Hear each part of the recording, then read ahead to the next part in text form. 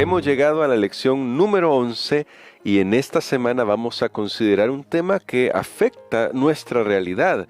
Cómo administrarse en tiempos difíciles, cómo administrarse cuando las cosas no marchan exactamente como quisiéramos o cuando de sobreviene alguna calamidad y debemos enfrentar la vida. Bueno, vamos a aprender durante esta semana algunos principios que nos van a ayudar para sacarle el máximo provecho a toda situación mientras estamos listos para la segunda venida de nuestro Señor Jesucristo. Así que agradecemos a nuestro pastor Daniel Perla que siempre nos acompaña. Vamos a orar para estudiar el tema de hoy. Un tema conocidísimo, poner a Dios en primer lugar, pero ahora lo veremos con una aplicación muy práctica y con un ejemplo muy interesante. Oremos. Nuestro buen Padre Celestial, necesitamos tu sabiduría porque cada día que pasa el mundo se convulsiona más y aunque en el mundo hay promesas de prosperidad y paz, la Biblia dice claramente que las cosas no van a mejorar, pero ayúdanos a prepararnos en el nombre de Jesús. Amén. Pastor Dani Perla, aunque a veces los cristianos pueden sonar un poco fatalistas por cómo parece que va el mundo, cómo creemos que va a ir el mundo hacia el final, de todas maneras, la realidad que vivimos es que, y como se destacó cuando hablamos de las deudas, a veces podemos llegar a alguna situación de calamidad sin que nosotros hayamos metido las manos en eso, es decir, simplemente porque vivimos en un mundo contaminado. Entonces, pastor, ¿qué principios nos enseña la Biblia sobre cómo podemos administrar las crisis de tal manera que en medio de las crisis todavía podamos poner a Dios en primer lugar? Muy bien, creo que un pensamiento que nos va a ayudar para estar preparados psicológicamente para enfrentar la crisis es en primer lugar reconocer que vendrán, porque son inevitables, las crisis son inevitables, ya lo mencionó usted, vivimos en un mundo caído y creo que eso ayuda de entrada porque si uno vive su vida pensando, bueno, y como yo me cuidé, no me voy a enfermar de esto. Yo ya vi personas que un día tenían un cáncer de pulmón y dijeron, pues yo nunca fumé, yo nunca hice nada incorrecto, ¿y qué pasó? Bueno, y afecta mucho cuando uno tiene una cierta perspectiva y no se cumple. De hecho, Jesús fue muy claro con nosotros y Él dijo, en el mundo tendréis aflicción. Ahí está. Claro, las crisis son inevitables, vendrán, han sucedido, van a seguir sucediendo.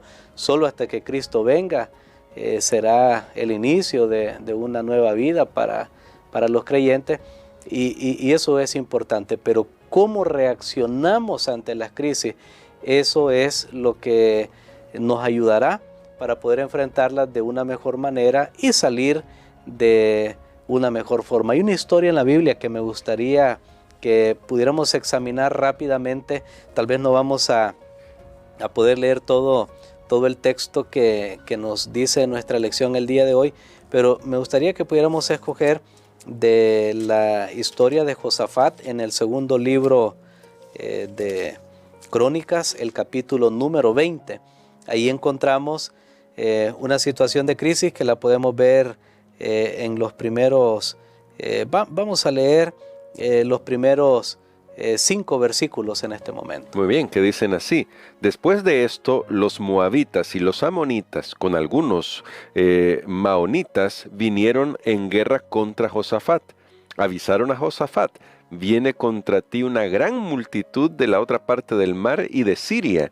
Ya están en Hasezón Tamar, que es en Gadi. Entonces Josafat tuvo temor, se humilló, consultó al Señor e hizo pregonar ayuno por todo Judá. Se reunieron los de Judá para pedir socorro al Señor. Vinieron de todas las ciudades de Judá. Entonces Josafat se puso en pie en la reunión de Judá y Jerusalén, en la casa del Señor, en el atrio nuevo. Muy bien, aquí tenemos esta historia de Josafat, un buen rey, uno de los buenos reyes que tuvo el pueblo de Israel. ¿Sabe qué? Hay varios elementos de esta historia. En primer lugar, no era de donde ellos fueron atacados, no era una ruta habitual de ataque. Wow. Entonces, podemos decir, es una crisis totalmente inesperada, los toman desprevenidos. Josafat no tenía en ese momento el tiempo para poder organizar al ejército, pero ¿qué hace él? nosotros vemos que con notable fe, él convoca a un ayuno a todo el pueblo. O sea, lo primero que Josafat hizo fue buscar a Dios. Y creo que ese es un elemento muy importante, porque algunos a veces podemos pensar, no, primero voy a tratar de resolver porque yo tengo que hacer mi parte, pero lo primero que hizo Josafat, cuando él vio que no había ninguna posibilidad, fue buscar a Dios, convocar un ayuno de paso.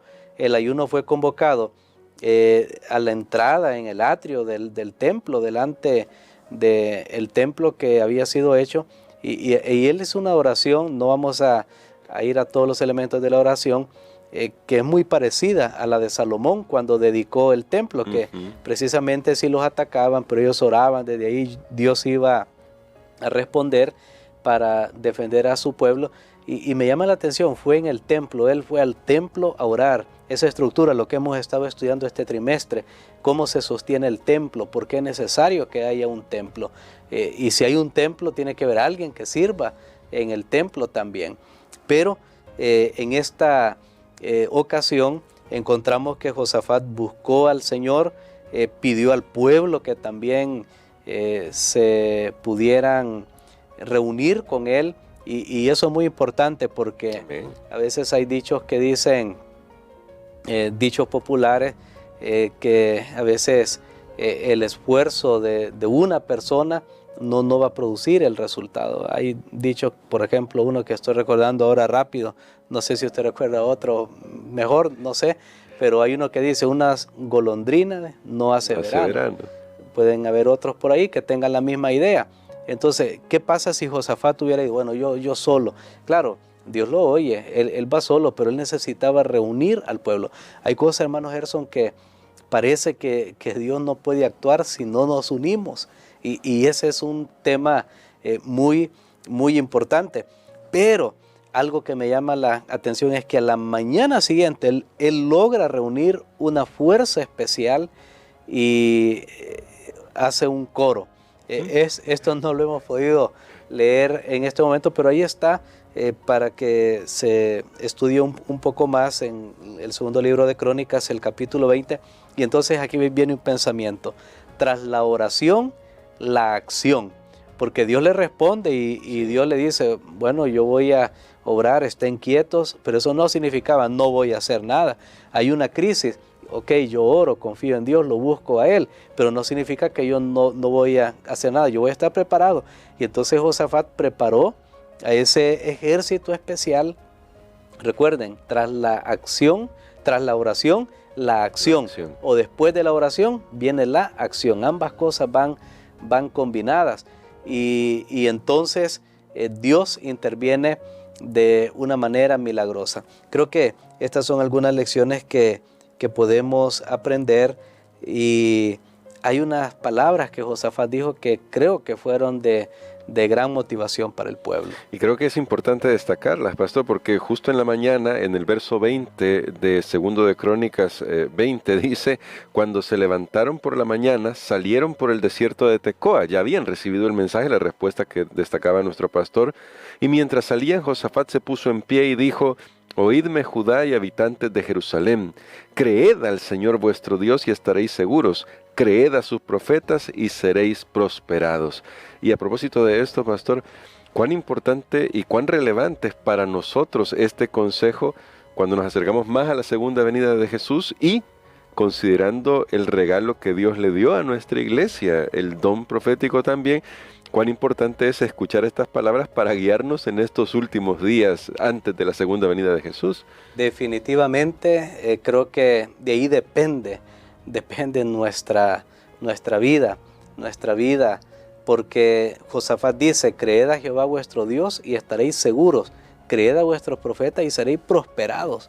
O sea, solo puede haber bendición y éxito cuando hacemos lo que Dios ha enviado a través de sus profetas. Tenemos la palabra de Dios, que es la palabra profética más segura, y nosotros somos bendecidos con luz todavía adicional, por si fuera, como dice uno, ¿verdad? Por si esto fuera poco, pues Dios todavía envía una luz con un mensaje más adecuado para para nuestros tiempos, aunque el mensaje de la Biblia siempre es vigente, y la bendición de Dios acompañará cuando hay obediencia. Eso es bien importante. Ahora hay muchas voces. Josafat pudo haber hecho cualquier otra cosa, incluso prepararse él, pero él decidió buscar a Dios y Dios habló a través de sus profetas. Y aquí yo por eso doy ese consejo, hermano Gerson. Hay muchas voces, hay personas que a pesar de todo lo que la palabra de Dios ha mostrado,